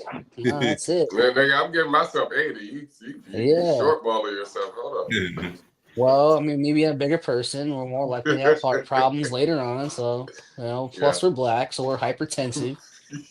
So it's like Oh no, you're halfway. Your last name Graham. You like graham cracker I'm colors, happy. I'm halvesies. I'm halvesies. So, like So, engaging strategies. What strategy do you use to engage with your clients to motivate them while they in their online setting? so a lot of my online clients, they all have my personal contact information. They have my phone number. They have my social media. I always encourage them to reach out if they're struggling with anything. Like everything I give them isn't set in stone. You know, like everything we do, I'll map them out a blueprint to follow, and we engage with each other weekly. Like I said, you know, weekly check-ins, and I ask them questions. How's this going? How's this diet treating you? How's this workout treating you? What don't you like? What do you like? What do you struggle with? You know, and then so I kind of gauge it from there. And if I need to change something, I'll change it. So with their pictures, they do their check-ins with me weekly. So I'll get pictures of them Oh like god. front, back, side, and I can look at how their composition, their body composition looks. And so if I think that we're not making enough progress, I'll have to change the diet a little bit, you know. Right. So if I think they're not losing weight fast enough, if they're not like toning up fast enough like they should be, then we'll still do we'll walk back on the carbs a little bit. We'll take away like 50 grams of carbs and see how that goes. So it's like a really trial and error. And that's the beauty of it with different people. Everybody's different. Everybody's body responds differently to different diets. Like what I eat may not benefit you. What Right. you eat may not benefit me. The way I train may not benefit you, and vice versa. You know, so once again, it all comes back to genetics. So, you know, you got three body types. You got endomorph, mesomorph, and ectomorph. And so that's pretty much a good baseline to go off of. I mean, you kind of look at those like I believe like ectomorph is like tall and lanky. They're called the hard gainers. They have a hard time gaining weight because they're skinny. They got a high metabolism. So you got to figure out, okay, well, what can we throw in the diet plan to help this person put on some weight? You know, Right. because these people are going to tell you, well, I eat everything. I eat everything. I don't gain anything. I don't know why. Well, you may eat everything, but you're probably not eating enough protein. Okay. You're probably not eating enough carbs. Like it's like the likelihood of you being successful in gaining your muscle, losing your fat, and etc. is tracking your damn macros. Hit your damn numbers every freaking day. If you do this and you write this shit down or track it in your fitness app,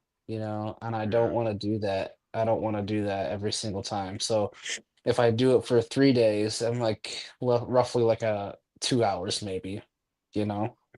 So, but it also depends on what I'm cooking too. If I try to like to be not too complicated about it and try to make it really simple. Like I could eat the same thing every day.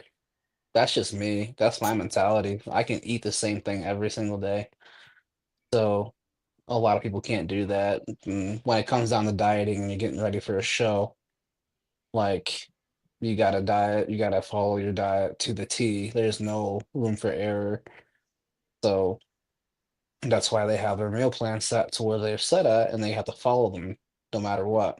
Yeah. But with most people I coach though, they're beginners and regardless of what I give them, what I show them, their body's gonna respond in a positive manner because they've never done it before.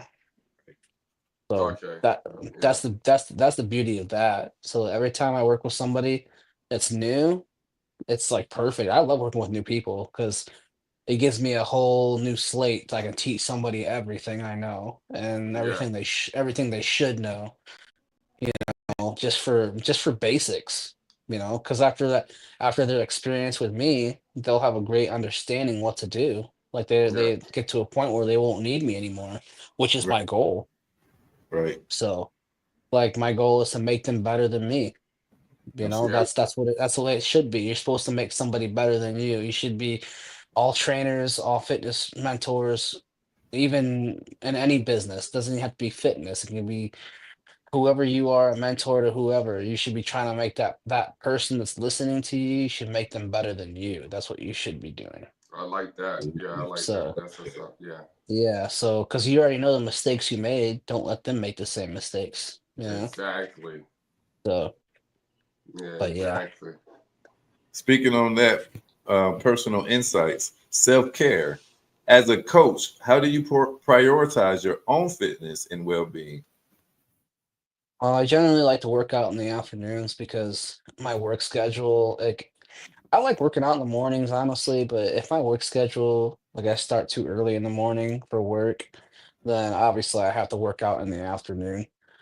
So, um, yeah, I mean, I kind of just stick with the same time every day after work, and I prioritize it like, okay, roughly around 5 o'clock PM, 6 PM, sometimes later than that, or it kind of varies. But either way, I just make it a point to make sure I work out after work.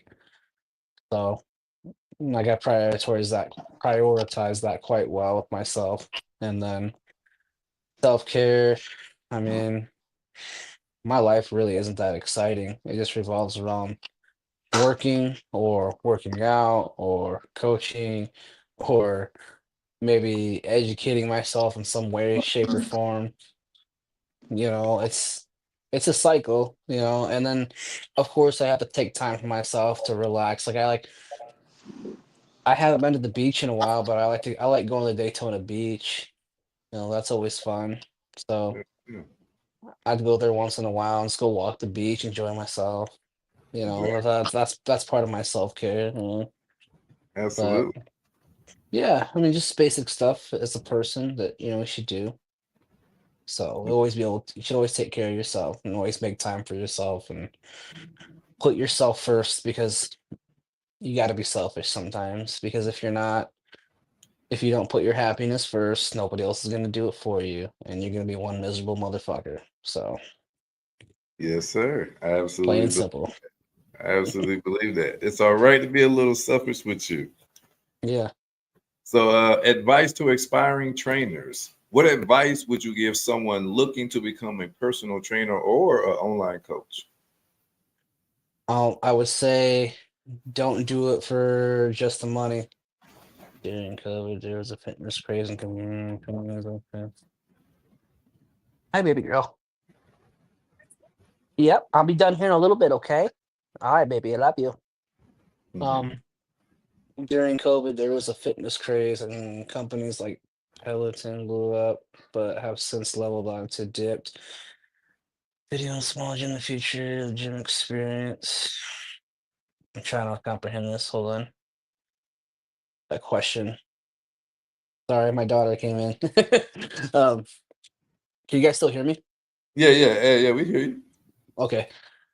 During COVID, there was a fitness craze, and companies like Peloton blew up, but have since leveled to dipped. Is video and small gym the future of the gym experience? I wouldn't quite say it's the future. I mean, there's a lot of people that are like fitness influencers. Like, I'm not a fit. By the way, I'm not an influencer. I'm not a like. I know I create content, but I'm not like a fitness influencer. Like, I'm not. I don't consider I'm a fitness coach. The stuff I post and stuff like that is it all revolves around that stuff, like in mindset coaching.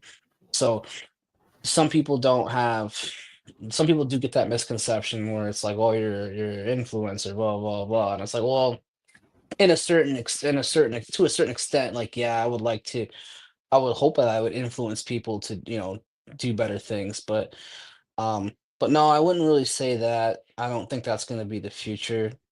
I mean, online coaching, I mean, yeah, that is the future, but there will always be personal trainers that are one-on-one, and they'll always be around.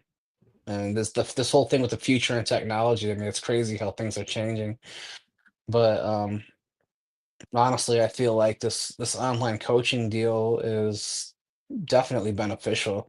And then during COVID, man, that would have been the time too to do it. Like, because so many people were locked out and like losing their mind. So that would have been a great time to be a fitness coach, online fitness coach, because you probably could have been like making some fat bank doing that. But to go back to my advice to aspiring trainers and whatnot, don't do it for the money. Like, don't get caught up focusing on the money, because you focus on the money, you're not gonna make much. You're not gonna make a lot. You gotta focus on like getting involved with people's lives. You want to focus on changing someone's life. You want to focus on really bringing in the better quality in someone's life. That's what you want to focus on. It's about being personal with somebody, showing them that you care, building a relationship, and gaining that trust with them. Like, that's what it's about. You want to do something for somebody that's going to be life changing. Yeah. Okay, and that person's going to talk about you for the rest of their life. That's what you want, and then you do that, then things will grow from there. Like, you'll start, you never know, they might know people. They're like, hey man, I have this coach and he's awesome, you should check him out. And, like, so you're referral based. Like, being referral based, that's how you grow your business better. Yes. I mean, you can do cold DMs, you can do the marketing aspect, which is great, but referral is what's going to really get more people in. Word of So mouth. yeah, word of mouth, because people have experience with you. And so when you're legit and you help this person out, they're gonna tell everybody else about it. They're gonna be like, yeah, man, he got me straight. He got me hooked up, got me going right, and you did everything for me that I asked for. So don't get hung up in the money aspect of it. It's if you want to become a personal trainer, fitness coach, etc., get into it to do the right thing. Help people out that need your help. They need your expertise. They need your motivation. They need the help with the discipline. They need help with all these things. They need help with their mindset. When somebody comes to you to lose weight, they may say they want to lose weight, but it's not just about that. There's more to it than just wanting to lose weight. So because you're going to be working with these people, Yes. they're gonna tell you life stories. They're gonna tell you about their day-to-day experiences. They're gonna tell you about their struggles. So if you're too focused on the money aspect of things and it's getting to lose weight, like, you're gonna miss so much, like, in that process. You're gonna miss so much quality in that process, because it's getting to know somebody and what they go through day to day. And you never know, like, you're dealing with this person constantly, so this you might as well be making a new friend. And that's the way I look at it, making a new Right. friend. I like that. Right. So making a new friend, and getting to learn about who they are, what their walk of life is like. And you never know, you might have answers for that person that can solve all their problems. Yes, sir. So we all have different stages in life. Okay, like, we've been through our cowboy phase, we've been through our king, we're at our king phase, sage phase. There's all kinds of people, walks of life, that are in different phases of their life.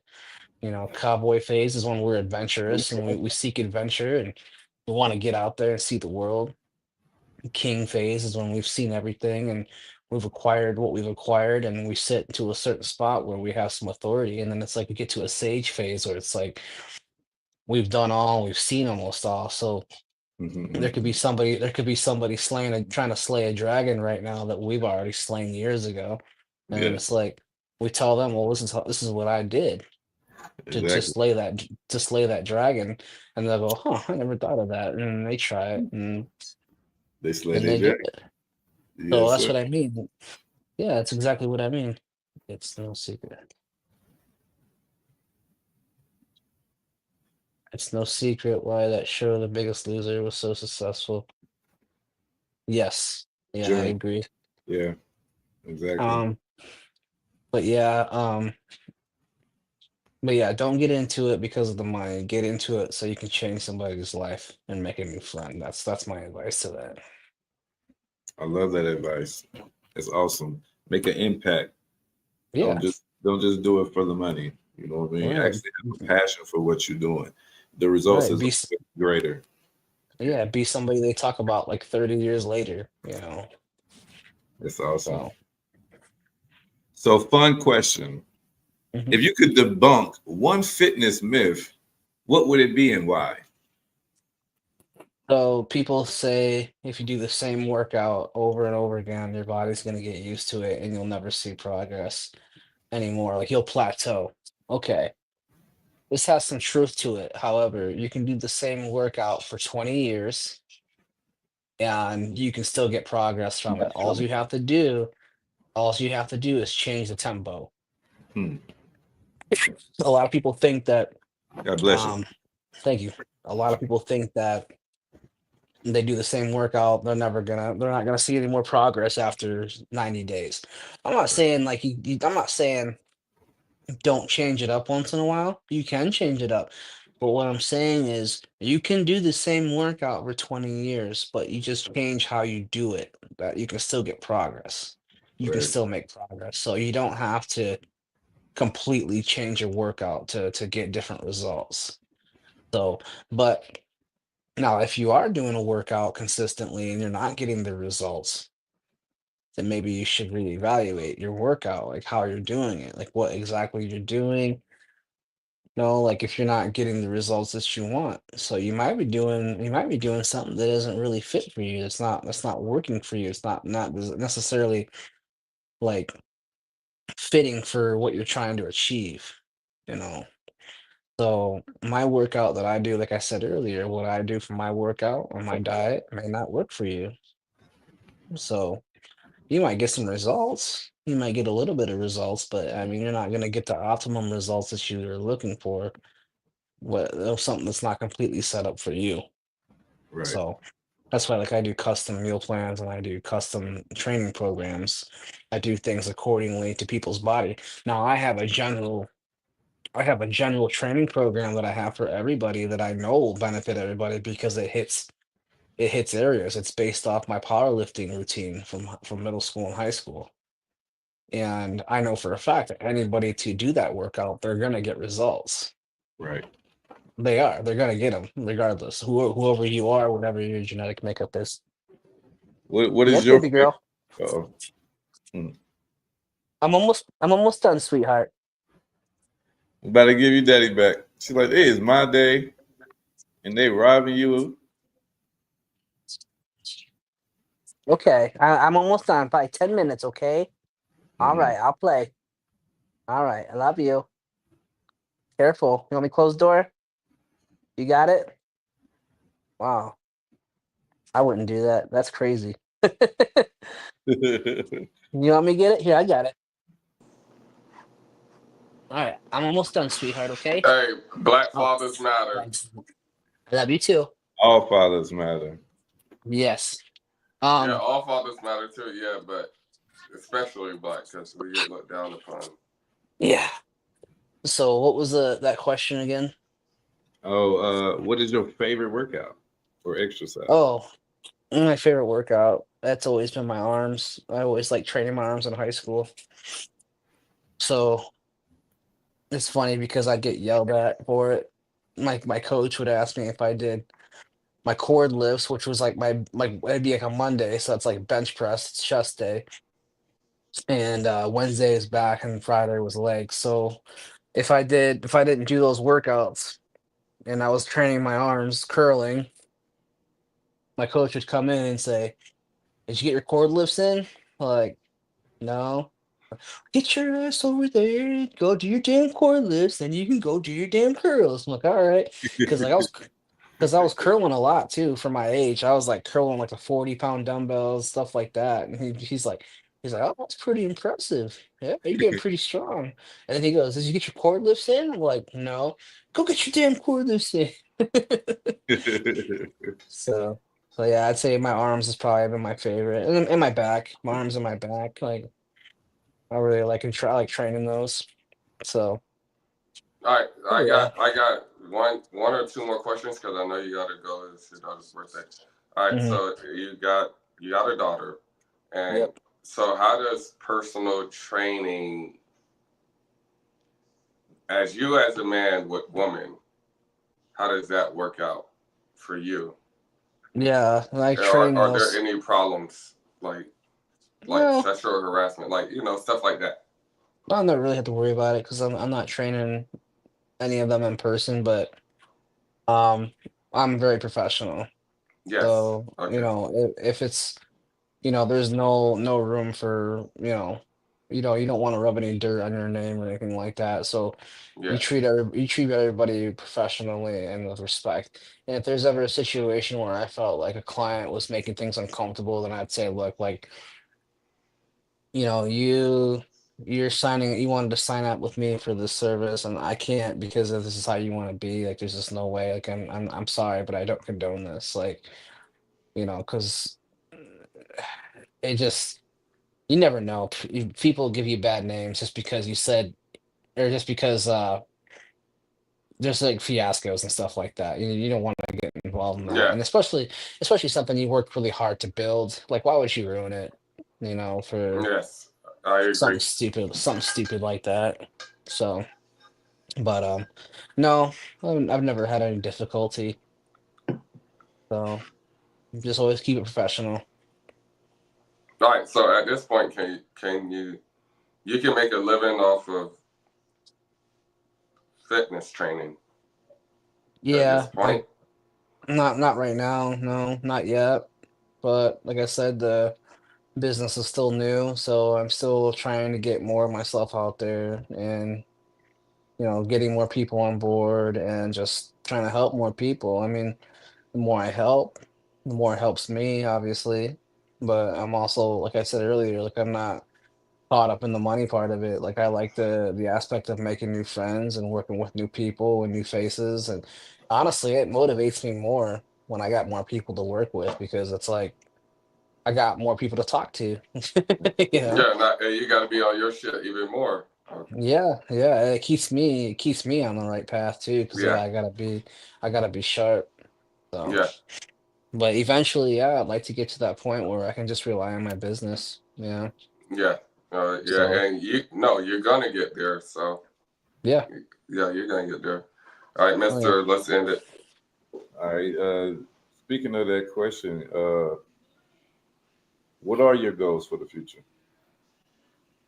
My goals for the future, especially this year, is I would like to expand my business as far as I can, and build great relationships, and just be ultimately successful this year. But I would also like to, by the time I'm 40, which I'll be 35 this year, um, Me too. I would like to, yeah, I would like to be done with manual labor before I'm 40. I like to retire from that.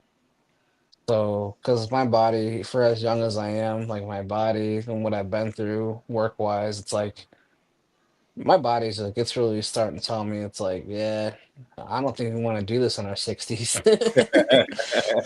But it So, gotta happen now, nigga. Now or no, never. dude, now or never. So I got a lot to do in 5 years. I really have to make it count these 5 years and do my best and yeah, And just really try my best to get my business to get to where I want it to get to. And once it gets there, then it's like, all right, cool. Like I can be just doing this, that should be great because I love doing it. yeah. So, but Absolutely. in the meantime, it's just wearing a hard hat and doing blue collar work for now. But eventually I'll get to the famous phrase is called drag up. So hang up your hard hat. Yeah. And, So and I you look will. forward to that. And you will. Oh yeah. We Oh thank you yeah. for being here with us today, Major. Uh, Hey, thank you for having me. uh, plug all plug all your socials and all your business information so people can reach you and get in contact with you. Yeah, you want me to just send it to you or?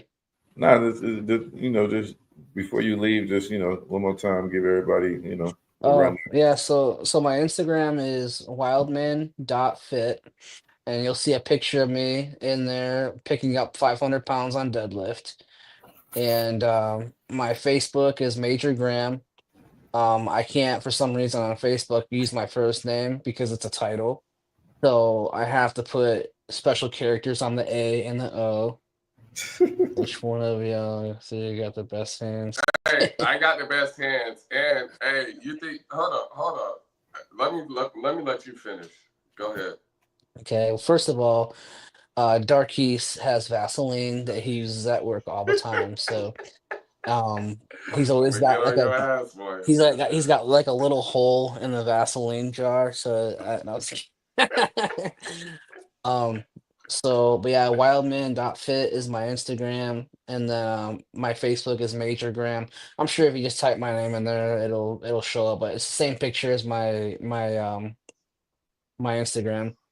And then my email address, if you want to reach me, it's majorgram31@gmail.com. If you want to just send me an email. So, Darkese, yeah, dude. You should hear what I call him at work. I call him like spooky and stuff like that. Uh, Hey, hey. So you got niggas right about me in the comments. Oh yeah. yeah, see, Before you go to your daughter, I'm gonna get on your ass. But are you I done? got a Are you fan, done yet? Are you done yet? I got a fan base. I got a fan base, man. So everybody's on my side. Hey, I got the best hands. I be Tonio, Mister, and both their ass, the poet.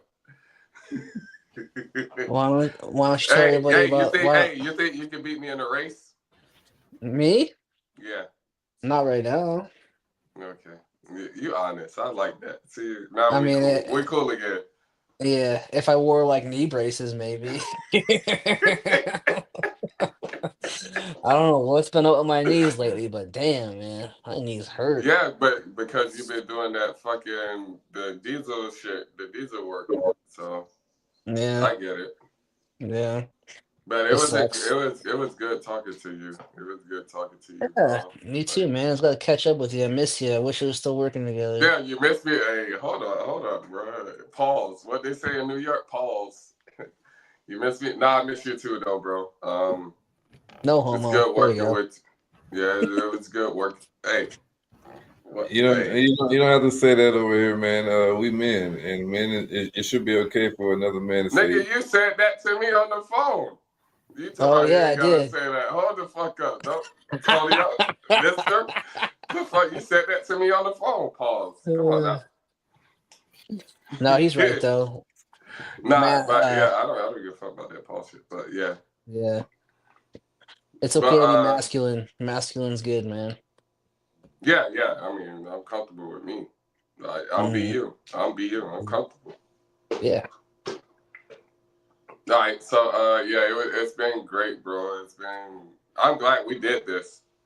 I'm Yeah. glad we did this. And like this is the first time like we stepped out of our element, like because this is still art. What you're doing is art. So Yeah. it was really good, and it was fluid and everything. I like that. Yeah, it's fun. I mean, if you'd have talked to me like probably 10 years ago, I mean, I'd have been like, like, But look at what? uh, uh, nigga, nigga, what? Look at what? Hey, hey, I remember first meeting you, and then you told me they should have never gave you niggas money. Oh yeah. And that shit stuck with me. I'm like, nigga, what? You Like, they done see, gave you some money. at work, I was like the biggest dickhead, but in like the best way. It wasn't like a real, like I wasn't like an asshole, because you know when someone's being an asshole. But I'd always be like questioning, like making people question their authority in some certain sense. I'd be like sitting there like, what did he just say? Like, Yeah, I'm like, nigga, what? And then, I'm the only black manager, like superintendent there. So it's like, I'm like, this nigga trying me, and he supposed to be on my side. I know, like one day I was like, I see they finally gave you niggas money. That's what you. Oh I my was like, god. okay, yeah, Who's okay. that? They finally gave you niggas muscles. Hey, so Yeah, what? yeah. Who's Yeah. that? Who's that guy that was riding with you? Old black dude. He's he had some gray hair on him. I can't remember his name. He just started like recently, and then I remember he was driving the van for a little bit. Oh, that's Tony. Tonyo, no Tony. Hey, he's talking about Tony, Tonyo. The one he'd be like, shut the fuck up. He gonna tell everybody that. He's like Oh, He's like Uncle Ruckus from yeah, Boondocks. he kind of was like that. I mean, 'cause Yeah. I remember that one day we were out at the yard. He's like, you know what? I'm just gonna go ahead, skip, and say it right now. You nothing but a bitch. I was like, Hey, he gonna tell you. He gonna keep her up. That's why I love him. I'm like, nigga, he gonna tell you. That yeah, nigga used to disrespect me. I was like, yo, you ain't scared to talk to me like that? And that nigga used to say, nigga, no, I'm scared what I'm gonna do to you. yeah. One time he was gonna get in the porta john, and me being myself, like I didn't even know his name yet, and so he was getting out of the forklift, getting ready to go to the porta john. And I was like, hey, what are you doing? He's like, I gotta go bathroom. I was like, you gotta poop? You gotta poop? He looked at me. He's like, no. I was like, And he gonna cut your ass out too, though. Every yeah, it time. was. I was doing some extra stuff, man. I was always saying something extra. I was just like, you gotta poop. You can poop. He's like, no. Yeah, I can't do that there. Like, hey, I would man, say the most I gotta random. go. Yeah. Oh, All what right. was it? I was walking on the job site and I'd be like, play stupid games, win stupid prizes. So Yeah, man, it's good talking to you again. I ain't seen you in a couple of weeks. I was wondering yeah, where you went, so I'm like, yo. And then you hit me up about it. I was like, where's this nigga? politics, Yeah, politics. we're going through it even more now. So Yeah. But yeah, man, I'm yes, glad you guys had me on here. It's fun. yeah. So you got any questions left or what? Yeah. Never mind. I don't want none of your questions because I see that. Hey, nah. left her mom. Actually, Matter yeah. of fact, actually, ask me. Yeah, I was wondering, why is you a punk ass bitch? No, I'm just See, I went to school with niggas like you. I told you that when I first met you. You niggas is some different niggas, bro. kidding. Don't trust them new niggas over there. Yeah, hey, I trust you a little bit now, but I don't know if I trust you all the way. Oh man, that's great. Yeah, but hey, Yeah. I appreciate you being on here. Yeah. I want to see your growth, and I want to see you next time we talk. We're gonna have a bigger conversation, Yeah. and I like the seriousness and the funniness with us. Like how we got Yeah. that boundary. But yes, Absolutely. yeah, I love the interview today, and go be with your daughter. Hmm. Enjoy the rest of her birthday, because I know Yeah. that it's that's borrowed time. So let's Yeah. do that as a Yeah. father. Absolutely. Well, I appreciate you guys having me on here. It was a good time. All right, brother. Ladies and gentlemen, that's it for us right now. All right, bro. Peace. All right, thank you. All right, brother. Later. Now it look like it's just me, so I'm gonna be talking my shit. Nigga, you a nigga. Oh my gosh, you still here, nigga? I mean, I try to help you go. All right, man. I'll see you later. All right, brother.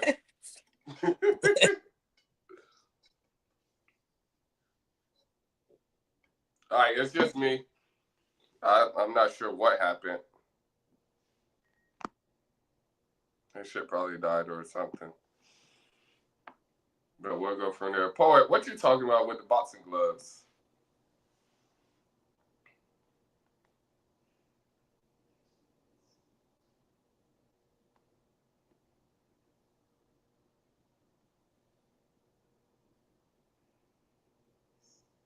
Hey, while we're here, shout out Big Rock. Get that merchandise. All right, jump on, Poet. Get that merchandise. Shout out Big Rock all the time.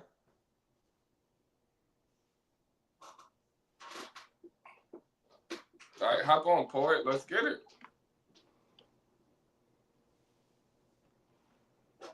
I'm about to jump on. Okay.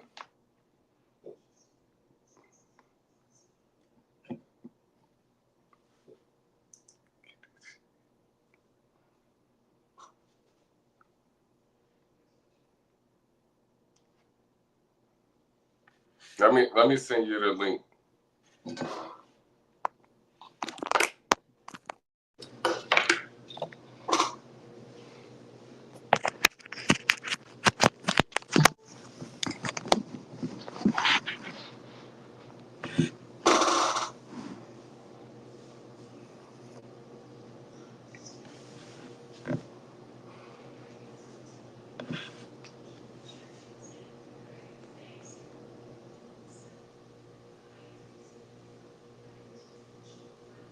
Damn, it's just your boy Big BheeYou. Hey, y'all see my shirt? This shit explains me. I don't know if y'all can read it. I don't even know what to say anymore, actually.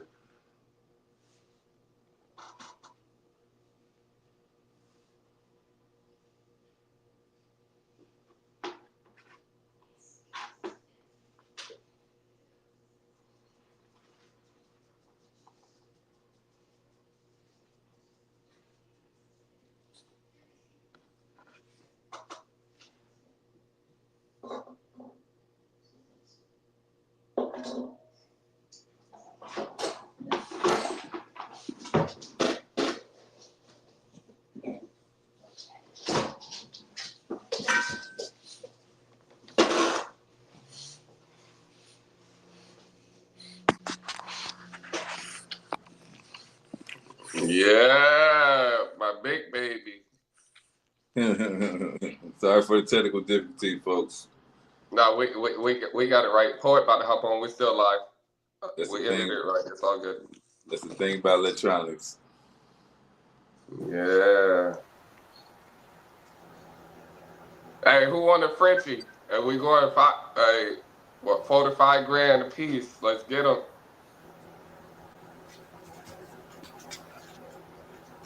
Kane said, "Who on a Frenchie is crazy." Hey. Are y'all still alive? What up, fool?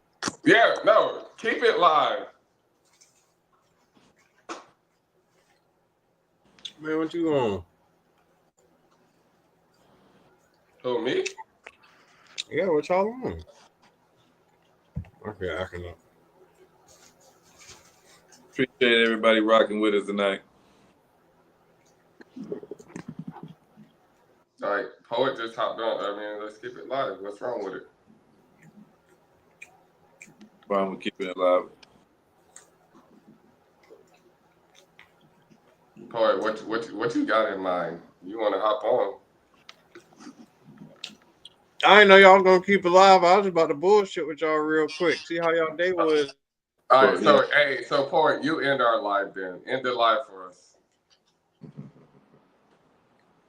Peace, love, and light to all of the family. Appreciate everybody' time and energy today, man. It was a wonderful show, man. Y'all roll up one, pull up something, goddamn. That man just said about all that health shit. You feel me? It's Saturday night. You know what I'm saying? Relax and enjoy yourself however you about to. It's 11:07 EST PM. You feel me? East Coast. You dig? It's February 1st. We just been through a hell of a first month of the year. Every day it was a banger. You know what I'm saying? So Hey, so before we go down, you got 13 days left to get your shorty straight. Oh shit! Goddamn! Oh, you got less than 2 weeks left to get your shorty straight. I'm going through the whole rundown before we clear them out, so we know that they. You know what I'm saying? Yeah.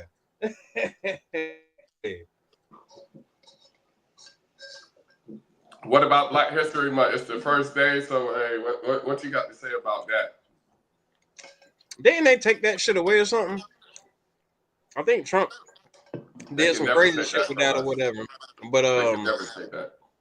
But in light of that, and in light of Art for Change and all of the, how I want to say, just the space that y'all been holding and the messages that y'all have been helping shed light and bring to the world, you feel me?